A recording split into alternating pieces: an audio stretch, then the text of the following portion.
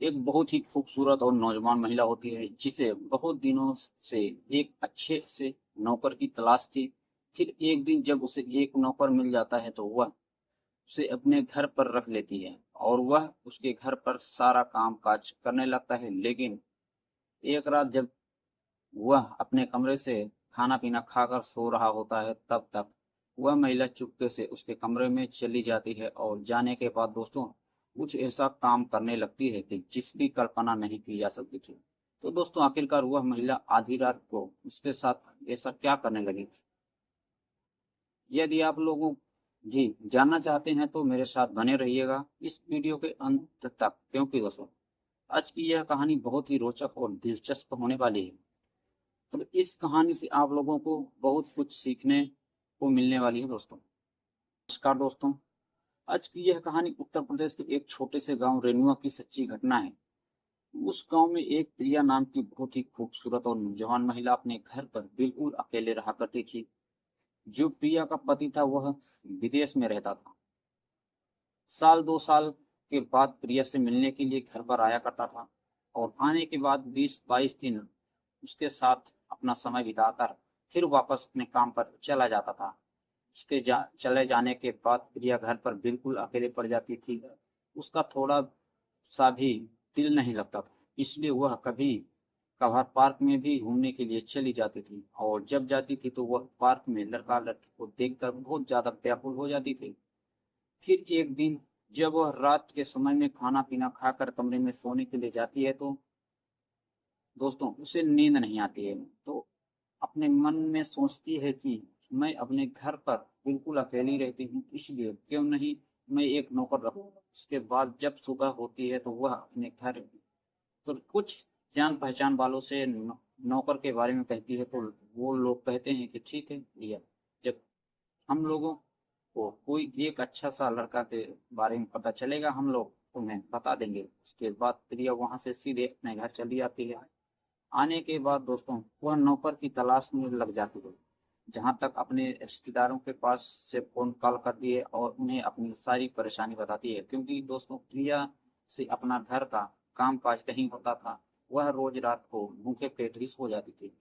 बहुत ही ज्यादा आलसी थी वह, खुद से अपना खाना भी नहीं बना पाती थी। फिर इसी तरह से दोस्तों कुछ दिन बीत जाते हैं तो प्रिया के एक रिलेशन से कॉल आता है और उसे बताया जाता है कि एक लड़का है जिसे काम की बहुत ही जरूरत है, यदि तुम कहो तो हम लोग उसे तुम्हारे घर भेज देते हैं। उसके बाद प्रिया नौकर की बात सुनकर बहुत ही ज्यादा खुश हो जाती है।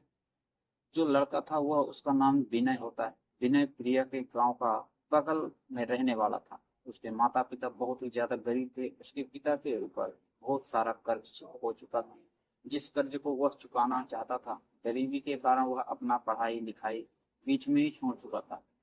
अपना पिता का वह कर्जा उतारना चाहता था, इसीलिए उसे एक अच्छे से काम की तलाश थी।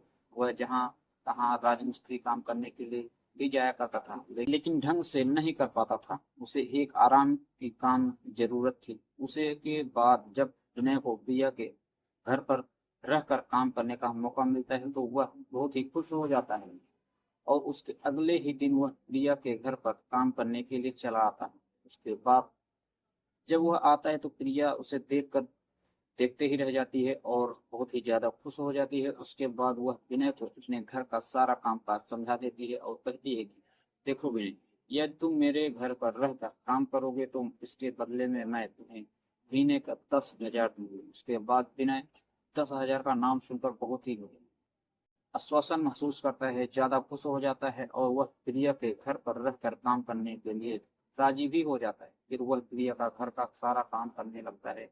सुबह शाम वह बाजार जाकर प्रिया के लिए खाने के लिए अच्छे सामान लाता था और प्रिया को बनाकर खाने के लिए भी देता था। प्रिया उससे बहुत ही खुश रहती थी। धीरे धीरे उन दोनों के बीच बातचीत भी होनी शुरू हो जाती है और वह बातों ही बातों में एक दिन विनय प्रिया से कहता है, क्या मैडम, मैं जब से आया हूँ देखता हूँ कि मालिक कहीं घर पर नजर नहीं आ रहा। कहती है कि अरे, जो तुम्हारा मालिक है वह विदेश में रहता है, घर पर बहुत काम आता है। और विनय उससे मजाक ही मजाक में कहता है कि मालिक फिर आप हर रोज रात को कैसे सोते हो? आपको तो अपने पति का याद आता होगा। फिर जब प्रिया विनय की यह बात सुनती है तो दोस्तों बहुत ही ज्यादा भावुक हो जाती है और उदास मन में विनय को अपनी सारी परेशानी सुनाती है। कहती है कि विनय, मैं क्या करूं, मेरी किस्मत में ही यही लिखा है। मेरे माता पिता पैसे के लालच में आकर मेरी शादी उससे तय कर ली। फिर बाद में शादी हो जाने के बाद वह मुझे घर पर अकेले छोड़कर कमाने के लिए विदेश चला गया और मैं रोज रात को अपने घर पर बिल्कुल अकेली रहती हूँ। मेरा थोड़ा सा भी दिल नहीं लगता है, इसलिए मुझे कई महीने से तुम्हारे जैसे लड़के की तलाश थी और अब तुम मेरे पास आ चुके हो। मेरा बहुत ही बढ़िया से टाइम पास हो जाता है।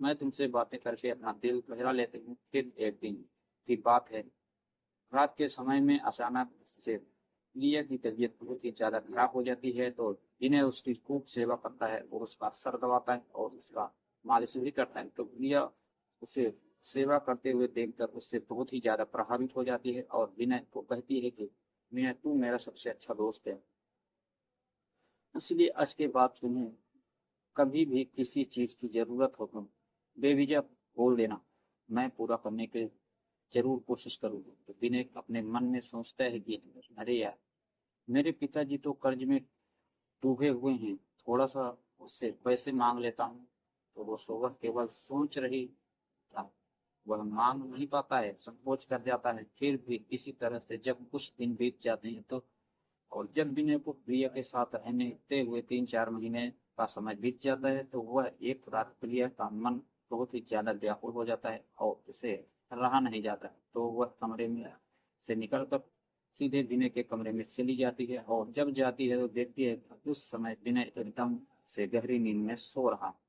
तो दोस्तों वह विनय को जगाती है और जब विनय का नींद खुलता है तो वह प्रिया को सामने देखकर बहुत ही ज्यादा घबरा जाता है और कहने लगता है कि अरे मालकिन, क्या बात है, आपका तबीयत तो ठीक है? तो कहती है कि हाँ फिल्म, अब मैं बिल्कुल ठीक हो चुकी हूँ और आज मैं तुमसे कुछ मांगना चाहती हूँ। तो कहता है कि अरे मालकिन, आप मुझसे क्या मांगना चाहती हो? मैं तो बहुत ही गरीब हूँ। और कहती है कि मैं तुमसे पैसा मांगने के लिए यहाँ नहीं बोल रही हूँ, मुझे किसी और चीज की जरूरत है। तो कहता है कि भला मेरे जैसा गरीब बंदा के पास ऐसी कौन सी चीज है जिसे आपकी जरूरत को पूरा कर सकते हो? तो कहती है कि तुम्हारे पास एक बहुत ही कीमती चीज है। तो कहता है कि कौन सा चीज है? तो कहती है कि मैं एक बार तुमसे मिलना चाहती हूँ, अपनी सारी मुरीदा पूरा करना चाहती हूँ। उसके बाद इन्हें समझ जाता है कि प्रिया उसके साथ क्या करना चाहती है। तो कहता है कि देखो मैडम, मैं उस लायक नहीं हूँ कि मैं आपकी जरूरत को पूरा कर सकूं। तो वो कहती है कि इतना हैंडसम और स्मार्ट हो फिर तुम से ऐसी कौन सी कमी है हो सकती है कि तुम मेरी जरूरत को पूरा नहीं कर सकते हो? कहता है कि मैडम, दरअसल बात कुछ ऐसा है कि मेरा जल्दी मन ही नहीं मानता है। तो कहती है कि मैं हूं ना, मैं सब कुछ ठीक कर दूंगी। उसके बाद दोस्तों वह विनय के साथ हरकतें करना शुरू कर देती है और जिससे थोड़ी ही देर के बाद दोस्तों विनय का मन बन जाता है। फिर बाद में प्रिया उसे कहती है, ये देखो अब तुम्हारा मन बन चुका है, लेकिन अभी ये काफी बड़ी हूँ, इसीलिए थोड़ा सा मेरा भी मन बना दो। उसके बाद विनय उसका भी मन बना देता है। फिर धीरे धीरे दोनों का मन एकदम व्याकुल हो जाते हैं और दोनों एक हो जाते हैं। उस रात प्रिया विनय के साथ पूरी रात बिताती है और अपनी सारी मुरादें पूरी कर लेती है। फिर जब सुबह होता है तो विनय प्रिया से कहता है कि मैडम, मुझे पैसे की सख्त जरूरत है।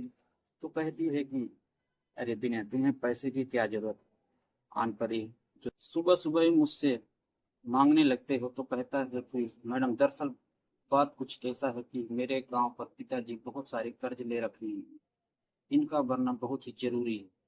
रोज रोज कर्जदार मेरे द्वार पर कर्जा मांगने के लिए चले आते हैं। गला साफ करने की आवाज तो कहती है कि ठीक है विनय, तुम्हें कितने पैसे की जरूरत है? तो कहता है कि लगभग 500 की जरूरत है और आप हर महीने मेरे तनख्वाह में से काट लीजिएगा। तो कहती है कि देखो विनय, मैं तुम्हें केवल एक ही शर्त पर पैसे दे सकती हूँ। तो कहता है कि मैडम, आपका क्या शर्त है? वो कहती है कि देखो बिना, तुम्हें रोज रोज मेरा दिल बहलाना होगा और मैं तुम्हारे तनख्वाह से पैसा नहीं काटूंगी। तो तुम्हें यह पैसा मैं इनाम के तौर पर देना चाहती हूँ। उसके बाद विनय प्रिया का यह बात सुनकर बहुत ही खुश हो जाता है और उसका शर्त मान जाता है। उसके बाद प्रिया उसे 500 दे देती है और वह उसी समय पैसा लेकर अपने गांव चला जाता है और जाने के बाद अपने पिताजी को दे देता है और कहता है कि पिताजी, आप इस पैसे से अपना सारा कर्ज उतार दीजिए, मैं अपने काम पर जा रहा हूँ। उसके बाद वह वहां से सीधे प्रिया के घर चला आता है और आने के बाद दोस्तों वह रहने लगता है और दोस्तों उसके घर का सारा काम काज करने लगता है। लेकिन दोस्तों जब रात होती थी तो प्रिया अपना खाना पीना खा लेती थी तो विनय को अपने कमरे में बुला लेती थी और उसको बुलाने के बाद उसके साथ मिलकर पूरी रात मनोकामना पूरी करती थी और विनय को भी बहुत अच्छा लगता था। लेकिन दोस्तों जब विनय को प्रिया की जरूरत पूरा करते करते 3-4 महीने बीत गया जाता है तो एक दिन विनय की तबीयत बहुत ही ज्यादा खराब हो जाती है। तो प्रिया समझ जाती है कि विनय कमजोर हो चुका है तो वह उसका इलाज कराने के लिए एक हॉस्पिटल में लेकर जाती है, जहां पर डॉक्टर लोग प्रिया को बताते हैं कि विनय बहुत कमजोर हो चुका है, इसीलिए आपको इसका सेवा करना बहुत जरूरी है। फिर बाद में प्रिया उसे अपने साथ लेकर घर पर आती है और आने के बाद दोस्तों उसकी खूब खातिरदारी करती है, बढ़िया बढ़िया चीज खिलाती है ताकि वह पहले की तरह स्वस्थ हो जाए। फिर धीरे धीरे एक दिन विनय बिल्कुल ठीक हो जाता है। फिर से प्रिया उसके साथ मिलकर अपनी मुरीदा पूरा करने लगती है लोग। लेकिन दोस्तों एक रात जब प्रिया विनय के साथ कमरे में मिलकर अपनी मुराद पूरी कर रही होती है तो उसी दरमियान उसका पति विदेश से उसे सरप्राइज देने के लिए रात के समय में चला आता है। और दोस्तों जब आता है तो वह उसे विनय के साथ देख लेता है और वह तो विनय को पहचान नहीं पाता है, लेकिन प्रिया से कहता है कि देखो प्रिया, तुम इस लड़के के साथ क्या कर रही हो और यह लड़का कौन है। तो वह बताती है कि यह लड़का हमारे घर का नौकर है। तो कहती है कि फिर तुम नौकर के साथ मिलकर यह क्या काम कर रही हो, तो यह अच्छी बात नहीं है।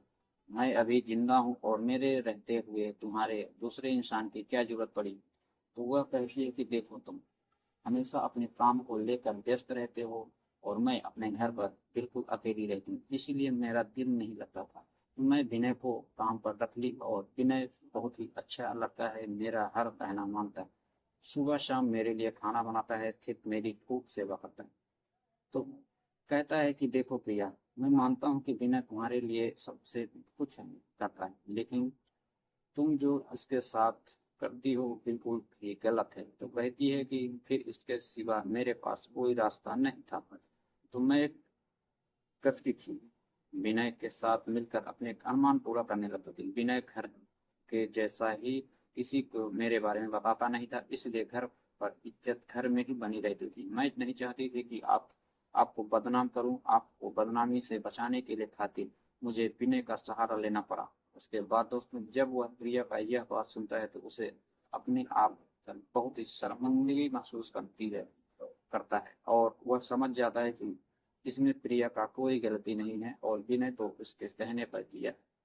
फिर वह विनय को कहता है कि देखो विनय, मैं तुम्हें कुछ पैसे देता हूँ और तुम अपने घर चले जाओ। और फिर प्रिया से कहता है कि देखो प्रिया, आज के बाद तुम्हें घर पर अकेले छोड़कर नहीं जाऊंगा, तुम्हारे साथ अपना सारा समय बिताऊंगा, तुम्हारी हर जरूरत को पूरा करूंगा, लेकिन आज के बाद तुम्हें किसी भी बंदे की तरफ आंख उठाकर नहीं देखा। तो प्रिया अपने पति से यह बात सुनकर बहुत ही खुश हो जाती है और कहती है कि अरे पतिदेव, जब आप मेरे साथ रहोगे तो भला मुझे किसी और की जरूरत नहीं होगी।